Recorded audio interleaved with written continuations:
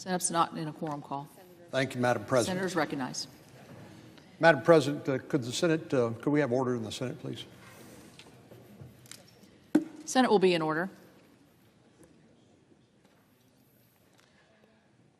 Madam President, as the world knows now, we just held a successful cloture vote on the nomination of Brett Kavanaugh to become the next Associate Justice on the United States Supreme Court. And I'm glad we were successful in closing off debate. We now know that under the Senate rules, 30 hours are available for senators to debate, and I'm sure there will be many senators who will be coming to the floor and offering their thoughts. But to my mind, what the Senate just voted for was to end the games, the character assassination, and the intimidation tactics that unfortunately have characterized so much of this confirmation process. Our vote today was important not only because it will allow us to move forward and conclude this confirmation process, but it was important because it showed that the United States Senate will not be intimidated. We will not be bullied by the screams of paid protesters and name-calling by the mob.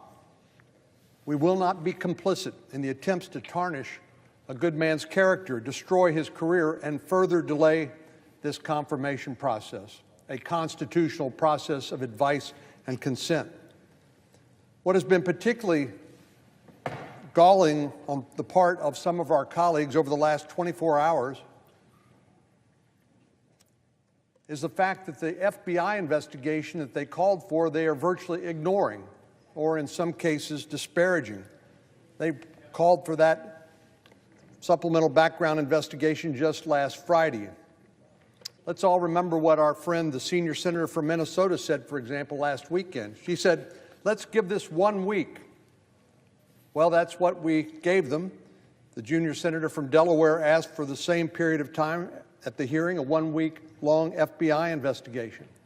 So our colleagues got what they asked for, and unfortunately, since they had already decided to vote against the nomination, they must have been somewhat disappointed that the supplemental background investigation came up with no new information, no corroboration at all.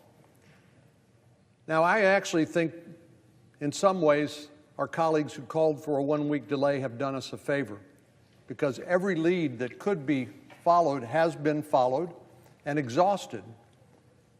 And as the majority leader was saying earlier, in America, under our constitutional system, where we don't presume that you're guilty and require you to prove your innocence, and where we believe in due process of law, I think the FBI investigation was a useful way to demonstrate to the American people that none of these allegations that have been made against Judge Kavanaugh of sexual misconduct have been proven.